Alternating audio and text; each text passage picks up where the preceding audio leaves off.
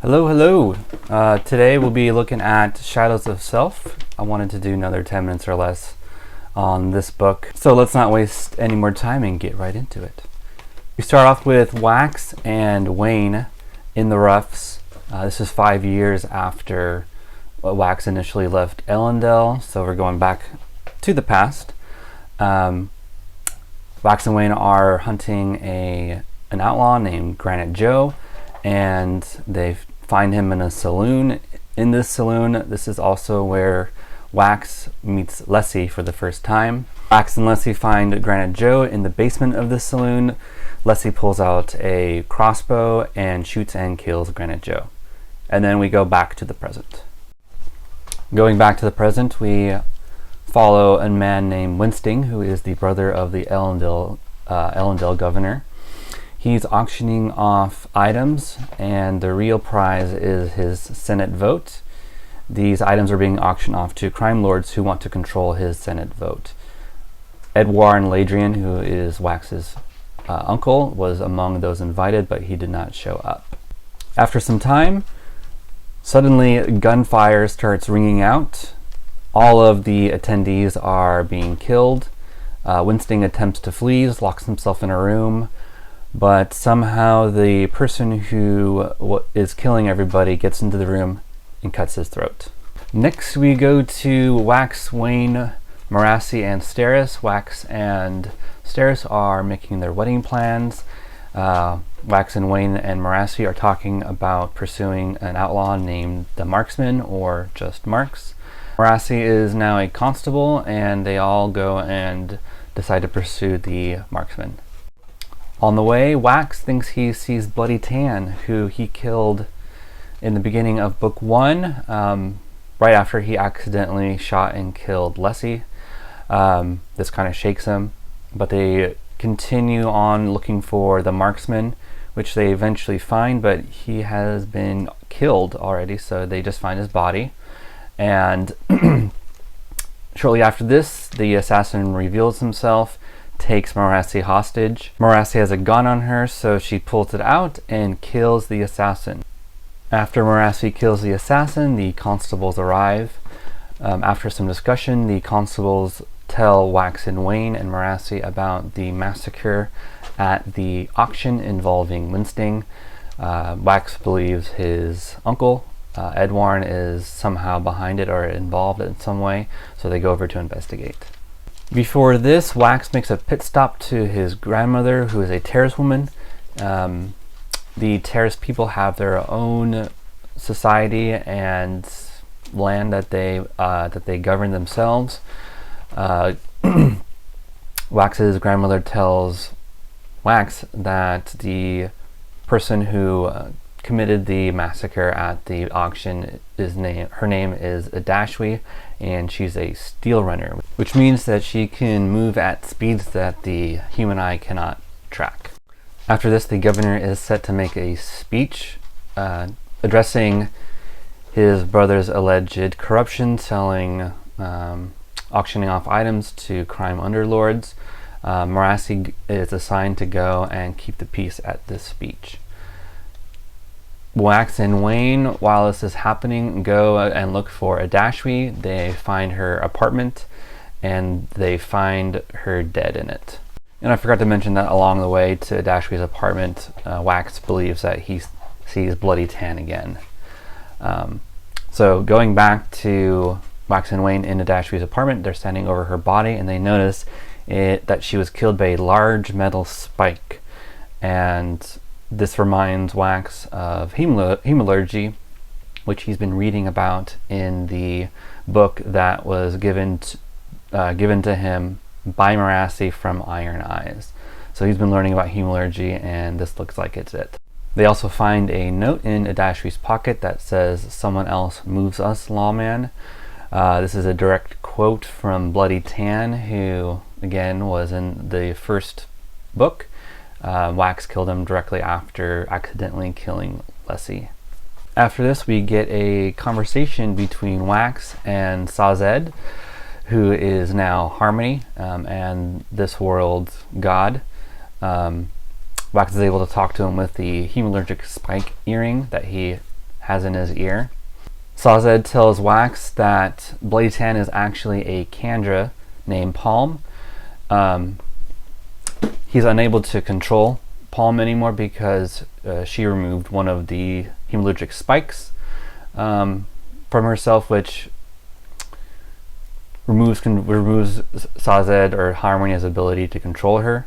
Sazed also tells Wax that he'll be sending him help in pursuit of Palm, who now calls herself Bleeder. Wax and Wayne's next move is to attend a party that the governor will be going to. Their belief is that this is where Bleeder will strike next. Wax also brings along Steris and Marassi. While at the party, Wax begins to hear a voice in his head he believes is Bleeder. He's able to hear this voice because of the hemalurgic spike in his ear. And Wax suspects or spots a waiter that he suspects is Bleeder and begins chasing him, and the waiter runs. Wax notices that he is also being followed by a woman at the party who is revealed to be Milan, who is a Kandra that Sazed sent to Wax to help him. After this, Wax believes Lord Harms, who is Steris and Marassi's father, is in danger, so he goes to his mansion and moves him to a safer location. This all happens after the party. So after Wax moves Lord Harms to a safer location, he goes looking for the governor again. After this, Marassi investigates a murder of a priest of the Church of the Survivor, which is one of the religions in Elendel. After investigating, her and Wax conclude that it was Bleeder who killed him. The reason being is Bleeder is trying to sow chaos in Elendel, getting the followers of their respective religions to fight against each other. After this, Wax, Wayne, Marassi, and Milan all meet at a pub. Milan suggests the best way to defeat Bleeder, since she's a Kandra and she cannot be killed, is to remove her final hemalurgic spike. This will revert her back to a harmless mistwraith. After this, Wax, Wayne, and Marassi continue their separate investigations. It essentially just supports what they already know, and they all decide that they need to go and protect the governor, so they go to the governor's mansion. While this is all happening, the unrest in Elendel continues to grow. The city is on the verge of widespread rioting, and the governor plans to make a speech to try and calm the crowds down. While Wax, Wayne, and Milan are all in the governor's mansion, Bleeder breaks in, attempts to kill the governor, kills his bodyguards, but Wax and Wayne foil the attempt, and Bleeder runs away. After this, the governor declares martial law and appoints the captain of the constable as the ruler, essentially, of Elendel until the crisis is over. And Wax goes to a mausoleum that is a shrine to the Era 1 Mistborn characters. While he's there, he encounters Tensoon, who is a Kandra that served Vin in Mistborn Era 1. Tensoon tells Wax that Bleeder is working to release Harmony's grip from the world. After this, they are attacked by animal-like human creatures, and they manage to escape. After this, Wax goes back to the governor's mansion. Upon arriving back at the governor's mansion and speaking with the governor, Wax deduces that Bleeder must be the governor. Bleeder realizes that Wax has discovered her, and she has a brief fight with him and Milan, and she escapes. Bleeder, that is. And then Wax finds Wayne, who was previously tied up. Wax decides to pursue Bleeder and Milan in an effort to calm the crowd down, because they're getting more and more on the verge of rioting, consumes the governor's bones, assembles them, so she now appears to be the governor, and she tries to give a speech to calm everybody down. Marassi realizes that someone is rioting the crowd, so essentially pushing their emotions to cause them to want to riot more, and she spots a bus where she suspects that the rioters are operating from, and she goes to it. After a time pursuing Bleeder, Wax looks at Bleeder and sees that she is wearing Leslie's face and speaking with Leslie's voice, which upsets him. She focuses back up and uses one of the bullets he has, which is a hemolytic spike, to shoot Bleeder with it. This effectively gives Harmony control over Bleeder again. After Wax does this,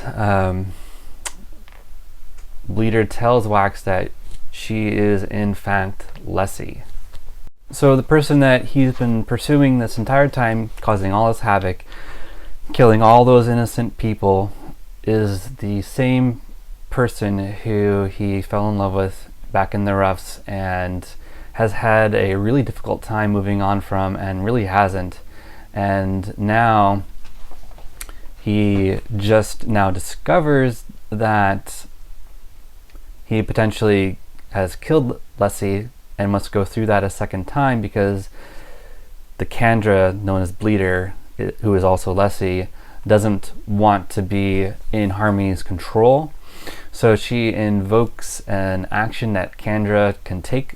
Kandra are otherwise immortal, but they are able to essentially kill themselves or self-destruct, and she does so right in front of Wax. The Kandra known as Leslie was sent to Wax while he was in the roughs by Harmony to look after him.